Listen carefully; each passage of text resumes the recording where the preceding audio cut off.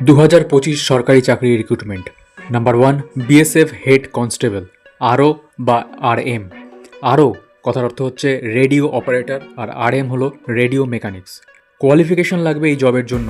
তোমাকে science স্ট্রিমে 60% marks নিয়ে উচ্চ মাধ্যমিক পাস করতে হবে, এবং সাবজেক্টে যেন ফিজিক্স, কেমিস্ট্রি, ম্যাথ অবশ্যই থাকে। অথবা যারা আইটিআই কোর্স করেছো তাদের মাধ্যমিক পাস হলেই হবে।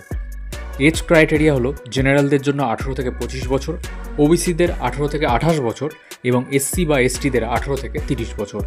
টোটাল ভ্যাকান্সি বেরিয়েছে 1121 জনের, এবং অ্যাপ্লিকেশন শুরু হয়েছে 24/8/2025, অর্থাৎ আগস্ট মাসের 24 তারিখ থেকে অ্যাপ্লিকেশন শুরু হয়েছে এবং চলবে এই মাসের অর্থাৎ 23শে সেপ্টেম্বর 2025 পর্যন্ত। Number 2, India post GDS 2025।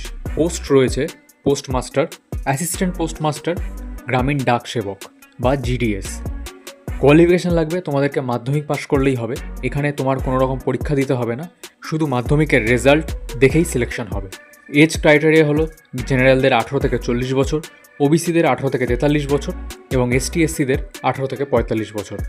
Total vacancy বেরিয়েছে হচ্ছে 40,000 জনের, আর এর অ্যাপ্লিকেশন ডেট এখনও জানায়নি, তবে এই সেপ্টেম্বরেই বেরোবে।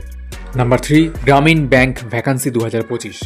আইবিপিএস আরআরবি থেকে ভ্যাকান্সি বেরিয়েছে 13,217 জনের। মোট 28টি জেলায় পোস্টিং হবে।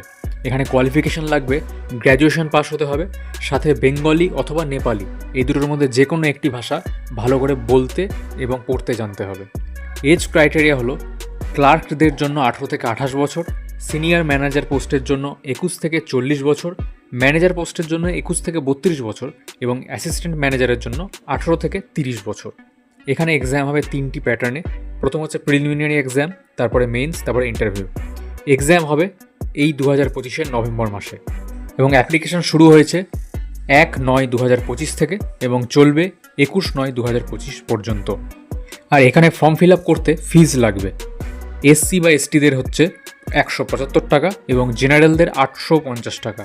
এবং এই জবে ক্লার্কদের স্যালারি হয় 45,000 টাকা এবং ম্যানেজারদের হয় মাসে 75,000 টাকা।